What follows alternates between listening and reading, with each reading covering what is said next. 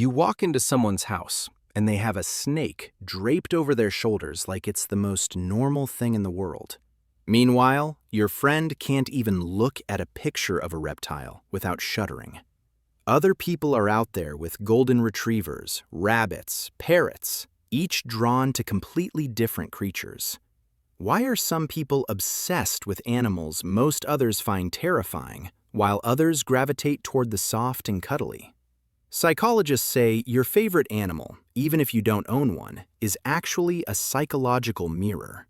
Dog people crave unconditional love and loyalty. Cat people value autonomy and earned trust. Reptile owners? They're comfortable being misunderstood and don't need warm, fuzzy validation.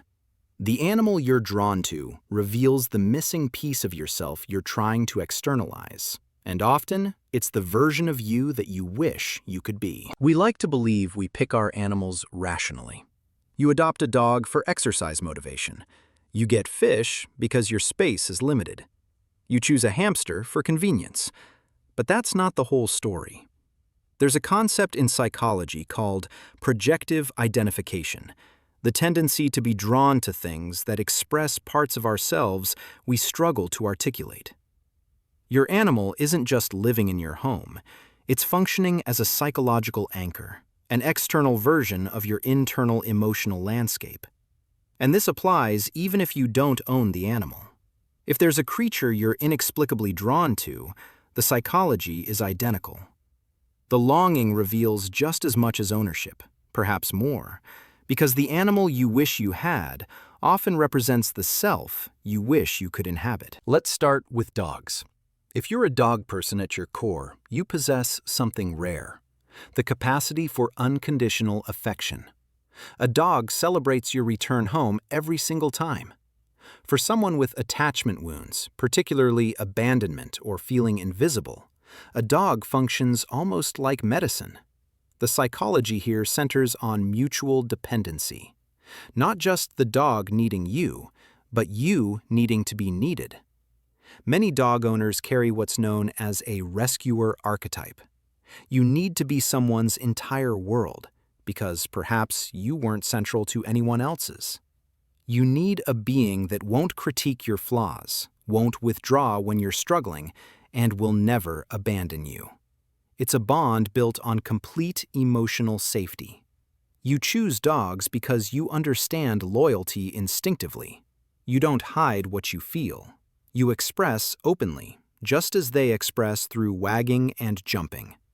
You're brave enough to give your heart without reserving parts of it for protection. Then there are cats. If dogs represent yes always, cats represent maybe if I choose. People who identify as cat people operate from a distinct psychological framework. You're likely someone who distrusts excessive enthusiasm. When someone comes on too intensely, your instinct is to retreat. You understand cats because you mirror them. Cat people value and often require autonomy. Psychologically, loving a cat is practicing mutual respect. A cat opts to be near you. If a cat shows affection, it's earned, not automatic. You appreciate them because they're genuine. They don't perform affection, and neither do you. You're probably observant, deliberate, and selective about where you invest energy. You recognize that the strongest connections are built on trust, patience, and unspoken understanding. Now let's look at fish. On the surface, it seems emotionally distant. You can't hold them, they don't recognize you, they won't respond to their names. But that separation is precisely the appeal. People drawn to aquariums are seeking specific emotional regulation.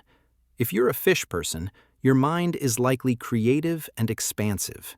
The aquarium becomes your living artwork. It's motion and color that you orchestrate. You can locate calm within chaos. You're an observer, a thinker, someone who recognizes beauty in pure form. You don't require the animal to physically interact with you to feel connection. You have what could be called universal empathy. You value existence simply because it is.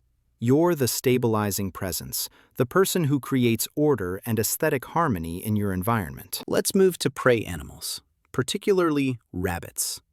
Rabbits are highly sensitive beings. They register everything. If you bond with rabbits, your superpower is tenderness. Rabbit owners typically possess profound empathy. You see a creature that's vulnerable and cautious, and your response is to shelter, not dominate. This indicates a nurturing, patient personality.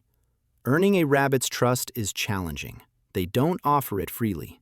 You must be quiet. You must be gentle. You must modulate your own energy to match theirs. It's an exercise in co-regulation. By calming them, you're required to calm yourself. You become the safe space you probably needed in your own developmental years. You're demonstrating to them and to yourself that it's possible to be small, frightened, and fragile while still being protected. You're communicating to the rabbit, "I won't let harm reach you," which is really you telling your younger self, "I won't let harm reach us." Then we have rodents, hamsters, rats, mice, guinea pigs, chinchillas. Society frequently dismisses these animals, but those who love them understand something others miss. Intelligence manifests in all sizes. If you're specifically a rat owner, you're not just seeking a pet. You're seeking intellectual engagement. Rats are remarkably intelligent, socially intricate, and genuinely affectionate. They're essentially miniature dogs. If you bond with them, you're likely someone who prioritizes substance over appearance. You don't need an animal as status signaling. You want a mind that interacts with yours. You're probably curious, open-minded, and attuned to details others overlook. You find joy in discovering brilliance in unexpected places. For hamster and guinea pig owners, it's often about nurturing innocence. These animals are defenseless. They lack claws for defense or speed for escape. They depend entirely on your care. People who choose them often have abundant, gentle empathy without obvious outlets. You want to construct a soft world for something soft. You're creating a pocket of kindness within a harsh reality. It's a way of reclaiming innocence. Now, horses. The psychology of horse people centers on courage and partnership. Horses are prey animals, but they're prey animals capable of lethal force. They're over 1,000 pounds of muscle powered by flight instinct. Horses function as body mirrors. You cannot deceive a horse. A horse detects your heartbeat from feet away. If you're anxious, the horse becomes anxious. If you're faking confidence while terrified internally, the horse won't cooperate. Horse people seek connection beyond language. They're pursuing merger with power. But it's also about mastery. Horse people are frequently perfectionists. They accept falling, getting injured, and returning. It's a high-stakes relationship. Horses are born to run. When you love horses, you're accessing your own desire to transcend limits. You're likely ambitious, determined, and willing to work intensely for what matters to you. You don't want to simply exist. You want to move powerfully through life. You have untamed spirit that resists containment. Now birds, parrots, cockatoos, budgies. This is a relationship of expression and vibrancy. Birds are loud, they're colorful, they're unapologetically themselves. If you bond with birds, you typically value authenticity above everything. You appreciate that birds refuse to be diminished. You accept the chaos because you admire the spirit. And consider the wings. Birds biologically embody freedom. They command three-dimensional space. By keeping them inside, you're engaging in complex psychological exchange. You're captivated by their ability to depart, to rise above everything, something you deeply wish you could do. You keep them close because you need to believe that flight remains possible. You're often someone who feels constrained by life, by work, by obligations. The bird is your living symbol of the sky you miss. Bird people are rarely dull. You want a companion that challenges you, vocalizes to you, and brings vibrancy into your days.